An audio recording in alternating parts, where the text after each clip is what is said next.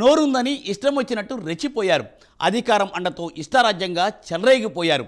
అధికారం పోయాక ఆగమాగమవుతున్నారు. ఇప్పుడు అప్పట్లో పోటీపడి మరీ కూటమి నేతలను తిట్టారు. ఇప్పుడు వరుసగా కటకటాల వెనక్కు వెళ్తున్నారు. తాజాగా పోసాని కృష్ణమురళిని పోలీసులు అరెస్ట్ చేశారు. మరోవైపు ఇప్పటికే జైల్లో ఉన్న వల్లభనేని వంశీపై వరుసగా కేసులు నమోదవుతూ వస్తున్నాయి. మాజీ ఎంపీ గోరంట్ల మాధవ్ కూడా పోలీసులు ఇప్పుడు నోటీసులను జారీ చేశారు. ఈ పరిణామాల క్రమంలో వైసీపీ నేతలు ఇప్పుడు వణుకుతున్నారా? నెక్స్ట్ ఎవరంటూ భయపడుతున్నారా? Let us watch the story.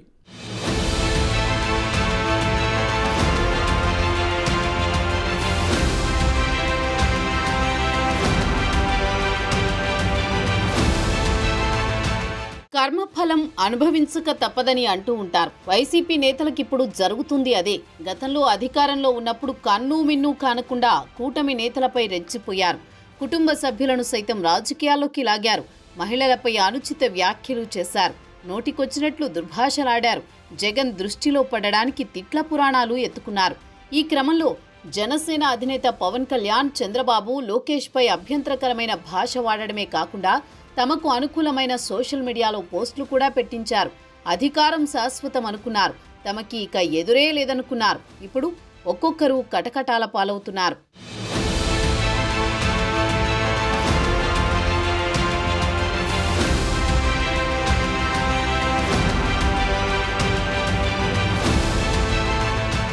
YCP అధికారంలో ఉన్నప్పుడు జగన్ అండ చూసుకుని కొందరు వైసీపీ నేతలు రెచ్చిపోయారు. గన్నవరం మాజీ ఎమ్మెల్యే వల్లభనేని వంశీ ఈ కోవలో ముందుంటారు.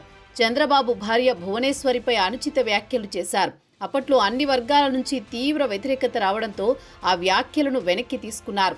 ఎన్నో దౌర్జన్యాలు, అరాచకాలు చేశారని వంశీపై ఆరోపణలున్నాయి. ఈ నేపథ్యంలోనే ఇటీవల అరెస్ట్ అయ్యారు.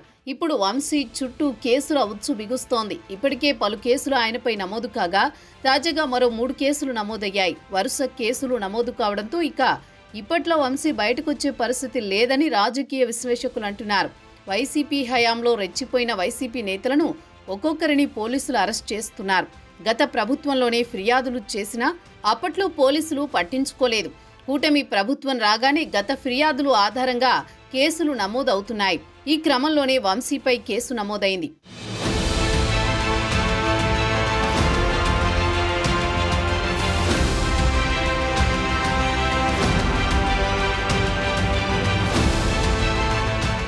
మరోవైపు జనసేనాని పవన్ కళ్యాణ్పై అనుచిత వ్యాఖ్యలు చేసినందుకు నటుడు, వైసీపీ సానుభూతిపరుడు పోసాని కృష్ణమురళిని పోలీసులు అరెస్ట్ చేశారు.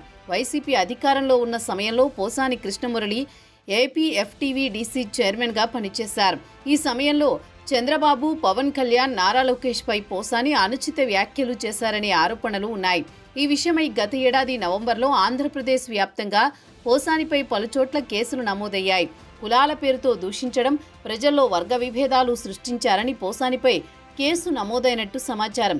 మరోవైపు గత ఏడాది నవంబర్లో తనపై కూటమి శ్రేణులు వరుస ఫిర్యాదుల నేపథ్యంలో తాను ఇకపై రాజకీయాల గురించి మాట్లాడనంటూ పోసాని కృష్ణమురళి సంచలన ప్రకటన చేశారు.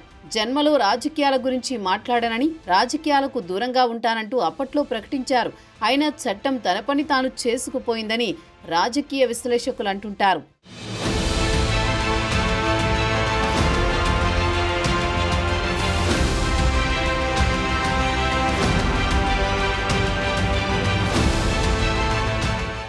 ఈ క్రమంలోనే తాజాగా వైసీపీకి చెందిన హిందూపురం మాజీ ఎంపీ గోరంట్ల మాధవ్కు కూడా పోలీసులు నోటీసులు ఇచ్చారు. మహిళా కమిషన్ మాజీ చైర్పర్సన్ వాసిరెడ్డి పద్మ ఫిర్యాదు మేరకు విజయవాడ పోలీసులు కేసు నమోదు చేసి మార్చి 5న విచారణకు రావాల్సిందిగా నోటీసులు జారీ చేశారు. గతంలో పోలీస్ ఆఫీసర్గా పనిచేసిన గోరంట్ల ఇప్పుడు పోలీసుల విచారణ ఎదుర్కోవాల్సి ఉంటుంది. పోక్సో కేసులో బాధితురాలి వివరాలు వెల్లడించడం, అసభ్యకర వ్యాఖ్యలు చేయడంపై గోరంట్ల మాధవ్పై వాసిరెడ్డి పద్మ ఫిర్యాదు చేశారు. బాధితురాలి గోప్యతకు భంగం కలిగించడం, అనుచిత వ్యాఖ్యలు చేయడంపై పోలీసులు కేసు నమోదు చేశారు. వల్లభనేని వంశీ, పోసాని కృష్ణమురళి మాదిరి గోరంట్ల మాధవ్ కూడా అరెస్ట్ అవుతాడని రాజకీయ విశ్లేషకులు చెబుతున్నారు. ఈ క్రమంలో గతంలో వైసీపీ అధికారంలో ఉన్నప్పుడు యూట్యూబర్ శ్రీరెడ్డి కూడా రెచ్చిపోయి పవన్ కళ్యాణ్, లోకేష్పై వ్యక్తిగత విమర్శలు చేసింది. మాజీ మంత్రి కొడాలి నాని కూడా నోటికొచ్చినట్టు మాట్లాడేవాడు. ఇప్పుడు ఈ ఇద్దరిని కూడా అరెస్ట్ చేస్తారనే వార్తలు వస్తున్నాయి. అయితే శ్రీరెడ్డికి ముందస్తు బెయిల్ లభించింది. చూడాలి మరి ఏం జరుగుతుందో ముందు ముందు.